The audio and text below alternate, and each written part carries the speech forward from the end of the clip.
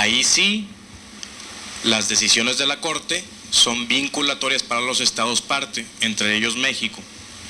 Déjame decirte, en ese otro procedimiento, la comisión, al no haber sido admitida su recomendación, de ser un órgano imparcial, se erige en un órgano que podríamos llamar acusador, se convierte en parte en contra del Estado que no admitió su recomendación. Entonces, déjame decirte en principio que ciertamente las órdenes o las recomendaciones de la comisión no son vinculatorias, pero tienen un alto o altísimo grado de aceptación por parte de los estados parte, y en caso de que no se admitan, podríamos ir a la Corte por parte de la Comisión, en donde sí serían vinculatorios. Aquí esta explicación lo deja en claro, es decir, la Corte Interamericana de los Derechos Humanos deja de lado, digamos, el conflicto a nivel molecular entre sindicato y empresa, y su ejecución es en contra del Estado, directamente, del Estado mexicano. Es correcto. ¿No?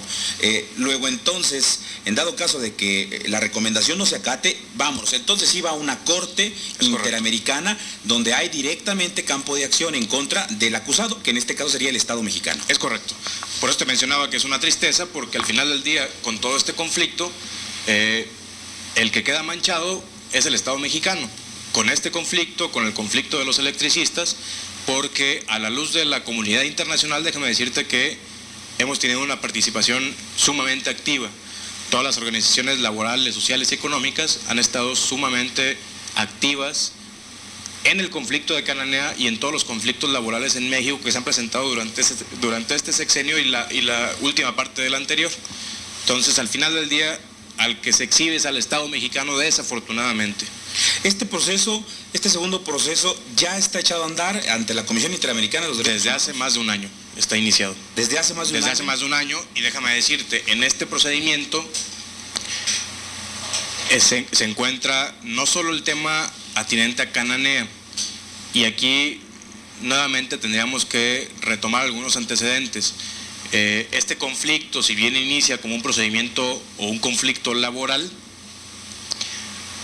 al estar en disputa las minas concesionadas y a mi juicio indebidamente a Grupo México, también ha tenido otra serie de vertientes en donde han participado autoridades federales y de distintos estados con otras ramas del derecho. Es decir, desde el 2006 tú recordarás que en forma simultánea al procedimiento laboral se iniciaron procedimientos penales girando órdenes de aprehensión en contra de los líderes del sindicato, locales y nacionales, por hechos que al día de hoy hemos demostrado que son atípicos, es decir, que no son delictivos. Déjame decirte además que, entre otras de las violaciones que hemos alegado ante la comisión, es que las órdenes de aprehensión giradas en un inicio por los jueces de Sonora, San Luis y México Distrito Federal, además de ser por los mismos hechos, fueron idénticas, es decir, tienen las mismas faltas de ortografía. Si tú ves una orden de aprehensión dictada por el juez de San Luis Potosí y la comparas por la dictada por la juez de Sonora, verás que tendrán las mismas faltas de ortografía, lo que implica que existió un concierto previo entre autoridades federales y locales. Todo este tipo de violaciones que reflejan la parcialidad de las autoridades mexicanas y el retardo injustificado de la justicia, es decir, de la Administración de Justicia, son materia de la queja ante la Comisión Interamericana de Derechos Humanos. Recordarás que hace ya más de un año aseguraron las cuentas del sindicato para evitar que el sindicato siguiera sufragando los gastos de los mineros que se encuentran en huelga y de sus familias, lo cual de suyo resulta poco ético y además de ser reprochable desde un punto de vista ético, resulta completamente ilegal. El delito que supuestamente motivó el aseguramiento de las cuentas en aquel entonces fue el de lavado de dinero, y lo que en aquel entonces sostenía la PGR es que el dinero que les enviaba el sindicato a los mineros de Cananea y a los mineros de Taxco y Sombreretes que se encuentran en huelga, no conocían con exactitud cuál era el destino y en consecuencia determinaron asegurar las cuentas. Lo anterior es completamente ilegal en razón de que el destino está perfectamente claro. ¿Cuál es el destino? Pues las familias de todos los mineros que se encuentran en huelga, por una parte. Por otra parte, el que la PGR conociera o no el destino resultaba irrelevante o al menos ineficaz para determinar la ilicitud de esos recursos.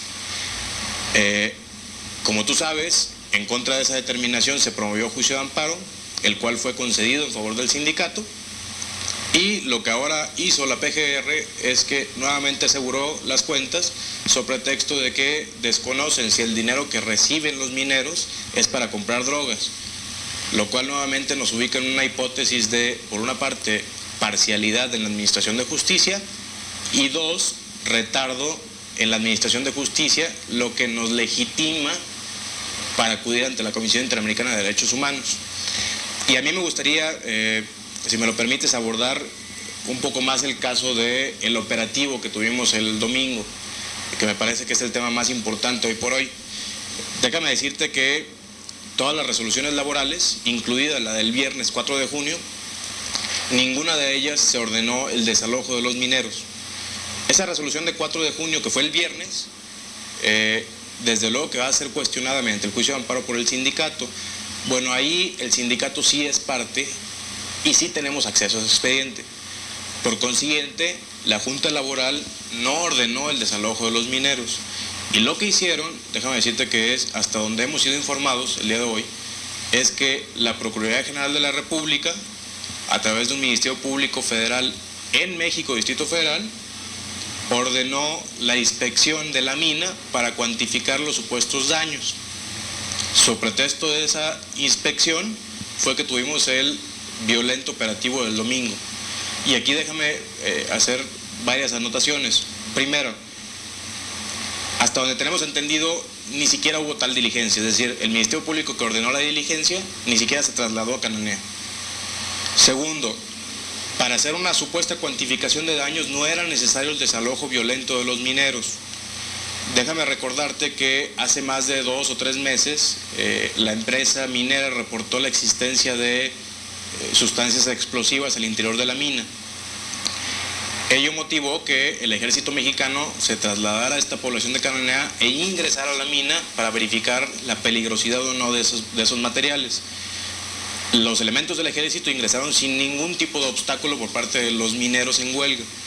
Lo mismo que la empresa de seguridad privada que tiene contratada la empresa para el resguardo de su mina. Es decir, parecería que la posesión de la mina residía única y exclusivamente en los mineros, lo cual es falso. La posesión la compartían tanto los mineros que se encuentran en huelga, quienes únicamente resguardaban las puertas de acceso, como la empresa de seguridad privada de la mina. Luego, entonces, con referencia a esto, la demanda de daños que se puede interponer o que esté en curso, no lo sé, debería entonces también, cuando menos poner como sospechoso también a esa otra empresa que resguardaba las instalaciones de Mexicana de Cananea. No solo eso, déjame decirte que es una empresa, es parte de Grupo México. Tenemos documentado que aquellos daños que ciertamente se han generado a la mina, los cuales, también debo decirlo, no son irreparables, fueron propiciados por la propia gente contratada por Grupo México para cuidar la empresa. Eso en principio. En segunda, déjame decirte que el día del operativo, el domingo, ingresaron a la mina ayudados por el grupo de seguridad privada de la mina. Es decir, los elementos de la Policía Federal se disfrazaron de policía privada y fueron ingresados a la mina por parte de los veladores de Grupo México.